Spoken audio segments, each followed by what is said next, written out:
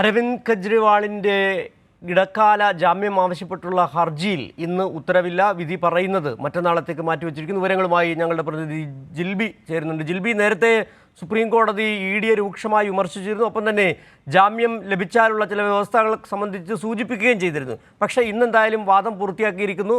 മറ്റന്നാൾ ഹർജി പരിഗണിക്കുന്നത് വിധി പറയുന്ന മറ്റന്നാളത്തേക്ക് മാറ്റിവെച്ചിരിക്കുന്നു. മറ്റെന്തൊക്കെ കാര്യങ്ങളാണ് ഉച്ചയ്ക്ക് ശേഷം കോടതിയിൽ നടന്നത്?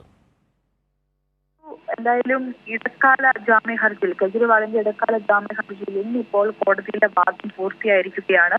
ഇന്നിപ്പോൾ ഈ കോടതി ഈ കേസിൽ ഇപ്പോൾ ഉത്തരവ് പറഞ്ഞിട്ടില്ല. പകരം മറ്റന്നാൾ ഈ ജാമ്യ ഹർജിയുമായി ബന്ധപ്പെട്ട കേസ് വീണ്ടും പരിഗണിക്കുമെന്നാണ് ഇപ്പോൾ കോടതി അറിയിച്ചത്. അതായത് ഇന്ന് ഉച്ചയ്ക്ക് ശേഷം 2 മണി മുതലാണ് വീണ്ടും ഈ കേസുമായി ബന്ധപ്പെട്ട വാദങ്ങൾ തുടരുകയും ഇഡിയും കേന്ദ്ര സർക്കാരും അവരുടെ വാദങ്ങളുമായിട്ട് മുമ്പോട്ട് പോവുകയും എന്നാൽ അരവിന്ദ് കെജ്രിവാളിന്റെ അഭിഭാഷകന് കൂടുതൽ വാദങ്ങൾ ഉന്നയിക്കാൻ ഇന്ന് കഴിയുകയും ചെയ്യാതെ വന്നു. ഇതിന്റെയൊക്കെ പശ്ചാത്തലത്തിലാണ് മറ്റന്നാളത്തേക്ക് വീണ്ടും ഈ കേസ് ഇപ്പോൾ പരിഗണിക്കാമെന്ന് സുപ്രീം കോടതി അറിയിച്ചിരിക്കുന്നത്. എന്തായാലും ഇന്നിപ്പോൾ വാദം വീണ്ടും തുടരവേ ഇഡി ഈ അരവിന്ദ് കെജ്രിവാളിന് ജാമ്യം നൽകുന്നതിനെ രൂക്ഷമായിട്ട് എതിർക്കുകയാണ് ഉണ്ടായത്. സഹതാപത്തിന്റെ പേരിൽ ജാമ്യം നൽകരുതെന്ന് ഇഡി ആവശ്യപ്പെട്ടു. അതുപോലെ തന്നെ കെജ്രിവാൾ ജയിലിൽ കഴിയുന്നത് കൊണ്ട് ഭരണ പ്രതിസന്ധി ഒന്നും ഉണ്ടായില്ല എന്നുള്ളൊരു വാദമാണ് അവർ ഉന്നയിച്ചത്. അതായത് കെജ്രിവാൾ പ്രത്യേക വകുപ്പുകളൊന്നും കൈകാര്യം ചെയ്യുന്ന മന്ത്രിയല്ല, അതിനാൽ തന്നെ കെജ്രിവാൾ ജയിലിൽ കഴിഞ്ഞാൽ ജില്ലയിൽ ഒരു ഭരണ പ്രതിസന്ധിയും ഉണ്ടാകില്ല എന്നുള്ള ഒരു കാര്യമാണ്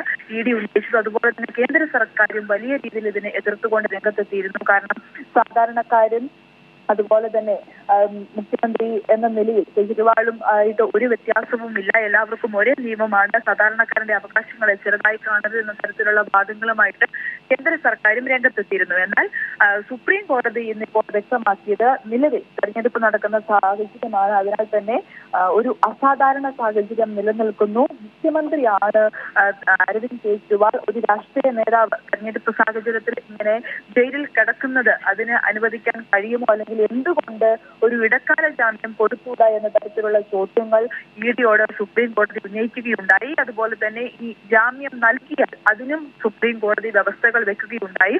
ഔദ്യോഗിക ജോലികൾ ചെയ്യാനോ അതുപോലെ തന്നെ ഫയലുകളിൽ ഒപ്പിടാനോ പാടില്ല എന്നും, എന്നാൽ തെരഞ്ഞെടുപ്പ് പ്രചരണങ്ങളിൽ പങ്കെടുക്കാമെന്നുള്ള വ്യവസ്ഥകളാണ് സുപ്രീം കോടതി മുമ്പോട്ട് വയ്ക്കുകയുണ്ടായത്. എന്തായാലും ഇടക്കാല ജാമ്യം കിട്ടുമോ എന്നുള്ള ഒരു കാര്യം ഇനിയും അറിയേണ്ടിയിരിക്കുന്നു. അതിനായിട്ടുള്ള വാദങ്ങൾ മറ്റന്നാൾ വീണ്ടും തുടരും എന്നാണ് ഇപ്പോൾ സുപ്രീം കോടതി അറിയിച്ചിരിക്കുന്നത്.